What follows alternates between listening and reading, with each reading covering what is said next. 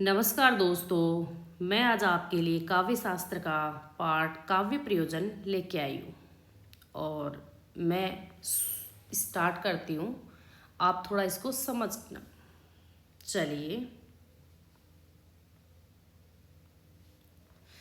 काव्य प्रयोजन।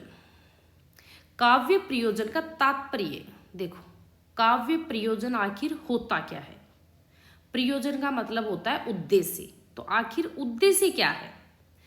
काव्य उद्देश्य काव्य रचना की आंतरिक प्रेरणा, शक्ति, काव्य फल इत्यादि से है। काव्य रचना के पीछे उसके सर्जक का जो उद्देश्य होता है ना, उसके सर्जक का जो उद्देश्य होता है, जिससे प्रेरित होकर वह काव्य रचना करता है, वही उद्देश्य काव्य प्रयोजन कहलाता है। देखो, जैसे मान लो कोई रचना करी। अब रचना के पीछे कोई सर्जक है जिसने रचना का सर्जन किया है, उसके पीछे उसका उद्देश्य क्या है, जो उसका उद्देश्य है ना, वही काव्य प्रयोजन कहलाता है। सत्यदेव चौधरी और शांति स्वरूप गुप्त ने काव्य हेतु और काव्य प्रयोजन में अंतर किया है। तो एक जाहिर सी बात है कि सत्यदेव चौधरी और शांति स्वरूप के अनुसार है। वो क्या लिखते हैं कि काव्य हेतु काव्य रचना के कारण होते हैं और काव्य प्रयोजन काव्य रचना के उपरांत फल होता है। हेतु का मतलब होता है कारण।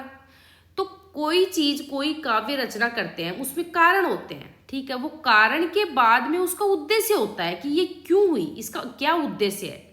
और जब वो उद्देश्य के प्राप्त काव्य रचना के उपरांत जो फल प्राप्त होता है ना, वही काव्य प्रयोजन कहलाता है। अब देखो, आज मैं आपको संस्कृत आचार्य करवाती हूँ। सबसे पहले भरत मुनि। अब ये कोडिंग के थ्रू चलेगा। भरत मुनि उत्तमाधम मध्यानाम नराणाम कर्म संश्रयम हितोपदेश जननम धृति कीड़ा सुखादिकृतम दुखार्तानाम श्रमार्तानाम शोकार्तानाम तपस्विनाम विश्राम जननम लोके नाट्य मेददत् भविष्यति धर्मे यशस्यु मायुष्यम हितम बुद्धि विवर्धनम लोकोपदेश जननम नाट्यमेत द भविष्यति। देखो, भारत के लोग होते हैं ना, उनको हम क्या मानते हैं? उत्तम। अक्सर ये एग्जामों में पूछ लिए जाते हैं कि ये किसकी पंक्ति है, तो ध्यान रखना, यहाँ कोडिंग का यूज किया जा रहा है। भरत मुनि भारत में कैसे लोग मिलते हैं? उत्तम लोग मिलते हैं, सबका हित करने वाले मिलते हैं, हितोपदेश, सबका हित करने वाले मिलते हैं। दुखार्ता नाम, दुखियों की सेवा करते हैं। विश्राम जन्म, विश्राम करना पसंद नहीं करते, बस धर्म करे जाओ, धर्मस्य यानी धर्म करना। लोकोपदेश, और भाई लोगों को उपदेश देने में सबसे माहिर मेरे हिसाब से भारत वाले ही है। अब आगे देखिए, काव्य प्रयोजन का प्रारंभिक संकेत भरत मुनि के नाट्य शास्त्र में मिलता है। इसमें कहा गया है कि नाट्य शास्त्र दुख, श्रम, शोक से पीड़ित तपस्वियों को संसार में सुख प्रदान करने वाला होगा। यह धर्म, यश तथा आयु का साधन, कल्याणकारी, बुद्धिवर्धक एवं लोकोपदेशक है। भरत मुनि ने मुख्य रूप से, ध्यान दीजिएगा, देखो, भरत मुनि ने मुख्य रूप से धर्म, कीर्ति प्राप्ति, मनोरंजन, शोक नाश और व्यवहारिक ज्ञान प्राप्ति को काव्य या नाटक का उद्देश्य माना है। ये इंपॉर्टेंट लाइन है, ध्यान दीजिए, पूछ लेगा आपको कि धर्म, कीर्ति प्राप्ति, मनोरंजन, शोक नाश तथा व्यवहारिक ज्ञान प्राप्ति को काव्य का, नाटक या प्रयोजन किसने माना है? तो भरत मुनि ने माना है। अब आ जाते हैं हमारे भामा। धर्मार्थ काम मोक्षेषु वैचलक्षणम कलासु च प्रीति कीर्ति करोति कीर्ति च साधु काव्य निबंधनम। जो साधु लोग होते हैं ना, साधु लोग होते हैं, वो क्या करते हैं? एक जगह नहीं रहते कभी भी, कभी कहीं गए कभी कहीं गए, तो वो एक जगह नहीं रहते, इसलिए वो एक तरह से भामय हैं। भामय, तो भामय के अनुसार धर्म, अर्थ, काम, मोक्ष, कलाओं में दक्षता एवं प्रीति, ये चतुर्वर्ग आए ना, वो काव्य के प्रयोजन माने जाते हैं। अब आगे देखिए,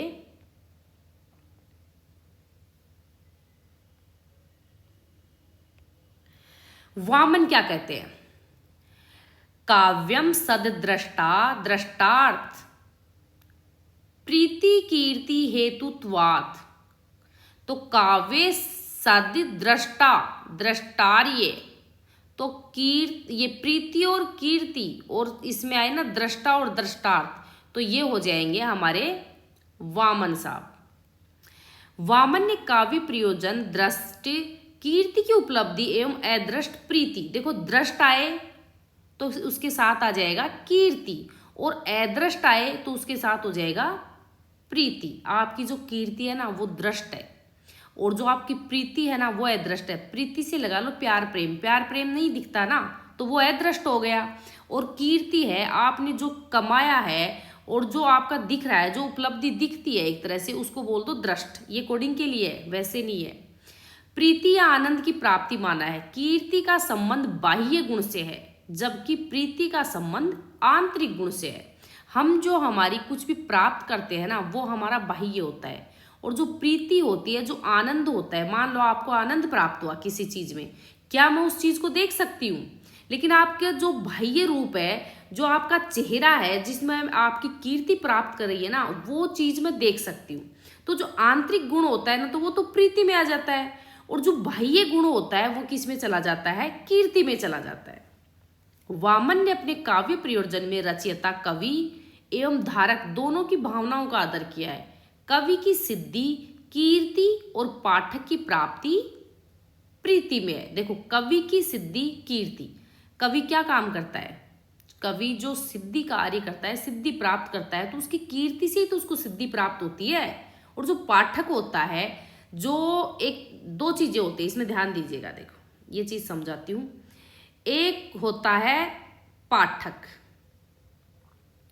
और एक बंदा होता है कवि।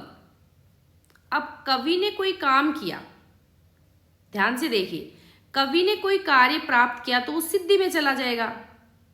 और जो उस चीज को, कवि की कोई रचना है, कवि ने तो रच दी वो रचना, उससे तो उसकी कीर्ति उसको तो मिल गई। लेकिन जो पाठक है ना, उसको जो आनंद की अनुभूति हुई है ना उसको पढ़कर, वो उसकी प्रीति में चली जाएगी। तो इस चीज को आप ध्यान देना, ठीक है।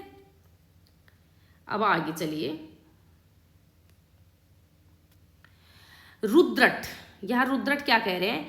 युगांत स्थिर जगत व्यापी यश धन प्राप्ति विपत्ति नाश अलौकिक आनंद आप्त कामना धर्मार्थ काम मोक्ष की प्राप्ति काव्य के 6 प्रयोजन माने। इन्होंने यश को विशेष महत्व दिया। देखो काव्य के, आपको ये पूछ सकते हैं कि काव्य के 6 प्रयोजन किसने माने हैं? तो रुद्रट, और इसने किस की प्राप्ति की है? यश की प्राप्ति। अब है हमारे आनंदवर्धन। तेन ब्रूम स हृदय मन प्रियते तत्व स्वरूप। अब देखो इसकी कोडिंग ध्यान रखना। जब आप कोई भी गाड़ी वगैरह चलाते हो, तो जैसे बुलेट चलाते हो, उसमें ना आप ब्रूम ब्रूम उसकी रेस जो ही तेज करोगे तो एक आपको आनंद की प्राप्ति होती है, आप सहृदय होते हो। ये सिर्फ कोडिंग के लिए है। तो आनंदवर्धन का है तेन ब्रूम सहृदय मन प्रियते तत्व स्वरूपम। काव्य का प्रयोजन प्रति हृदय हालदक, मतलब बहुत प्रसन्न चित्त आप जिसमें हो गए, वो आनंद मिल गए। अभिनव गुप्त ने भी प्रीति को ही काव्य का प्रयोजन माना, किंतु उनकी प्रीति रसानुभूति परक है। अब देखिए कुंतक।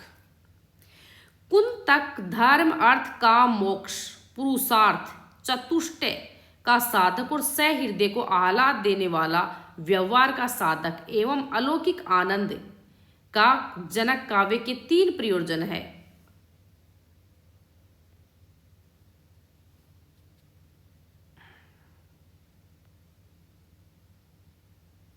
तो काव्य के 3 प्रयोजन कौन कौन से बताए इन्होंने?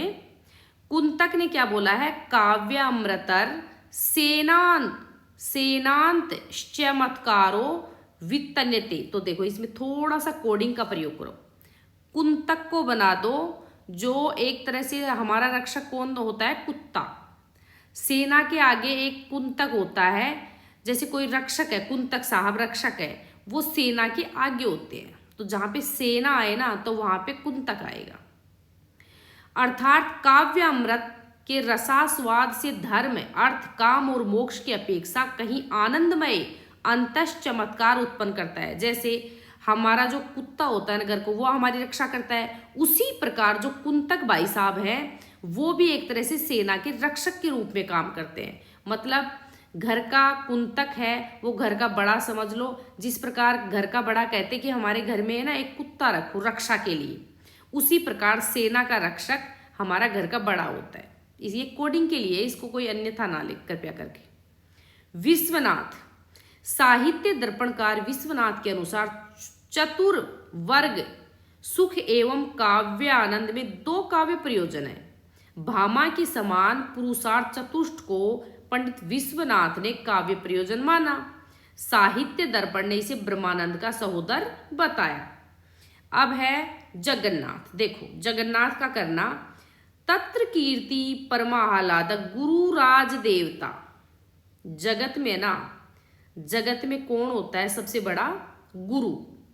गुरु मतलब एक तरह से राज देवता के बराबर होता है, तो जगत का कर लेना गुरु राज देवता। प्रसादानेक प्रयोजनस्य काव्यस्य यश लोकोत्तर आनंद गुरु राजा देवताओं की प्रसन्नता काव्य का प्रयोजन है। इनका परमाह्लाद ब्रह्मा स्वरूप परमानंद है और काव्य का प्रयोजन रस चर्वणा है। ध्यान दीजिएगा, जहां पे रस चर्वणा आए ना वहां पे जगन्नाथ आएगा। तो मैंने आपको कोडिंग से बताया कि जगत में सबसे ऊंचा स्थान किसको देते हैं हम? गुरु को। जब गुरु को सबसे ऊंचा स्थान दे दिया तो रसपान भी गुरु को ही करवा देना। ठीक है, अब आगे देखिए। मम्मट है, काव्य यशस्य अर्थ कृते व्यवहार विदे शिवत्व रक्षते सद्य पर निर्वर्तते कांता समित योपदेश युजे। ये काव्य प्रकाश इनकी रचना है मम्मट की। भारतीय काव्य शास्त्र के इतिहास में मम्मट द्वारा प्रतिपादित काव्य प्रयोजन सर्वमान्य, मान्य, प्रतिष्ठित, चर्चित एवं पूर्ववर्ती सभी आचार्यों द्वारा दिए गए काव्य प्रयोजनों में सर्वश्रेष्ठ है। इस परिभाषा में मम्मट ने 6 काव्य प्रयोजन बताए जो वेरी वेरी इंपॉर्टेंट है। यहाँ से एग्जाम में एक क्वेश्चन फिक्स होता है एक तरह से, तो थोड़ा ध्यान देना और इसको अच्छे से समझना कि ये क्या होते हैं। अब देखिए मम्मट का, देखिए यशस्य, यशस्य है से है तो यश की प्राप्ति, यश की प्राप्ति करना। अब है अर्थ कृते, अर्थ की प्राप्ति। इन्होंने अपने जीवन में क्या बताया कि जो ये 6 है ना, ये इनको काव्य प्रयोजन का मेन वो मानते हैं। तो यश की प्राप्ति, अर्थ की प्राप्ति, व्यवहार विदे, व्यवहार ज्ञान। बहुत से कवियों द्वारा अपने निकट संबंधियों मित्र आदियों को नीति व्यवहार आदि की शिक्षा देने के लिए काव्य रचना करना है। शिवत्व रक्षते, लोकहित, लोक कल्याण और अमंगल का नाश करने वाले। सद्य पर निर्वर्तते, आत्म शांति एवं शीघ्र आनंदो उपलब्धि। इसी कारण पंडित विश्वनाथ ने काव्यानंद को ब्रह्मानंद सहोदर कहा है। कांता सम्मित उपदेश अर्थात पत्नी के समान मधुर उपदेश देना। संतों की रचनाएं इसी कोटि में आती हैं। जैसे बिहारी द्वारा जय सिंह को नहीं पराग नहीं मधुर मधु वाला दोहा प्रेषित करना है। मम्मट के इस काव्य प्रयोजन में सद्य पर निर्वती, ये ध्यान देना, काव्य का मूल उद्देश्य है इसका। सद्य पर निर्वते यानी आत्म शांति एवं शीघ्र आनंदो उपलब्धि। मम्मट सद्य पर निर्वर्ती को ही काव्य का सर्वप्रथम प्रयोजन मानते। वेरी वेरी इंपॉर्टेंट, ध्यान दीजिए। मम्मट क्या कहते हैं? काव्य का सर्वप्रथम प्रयोजन किसको मानते हैं? सद्य पर निर्वती, जबकि कांता सम्मित उपदेश को ये द्वितीय स्थान देते हैं।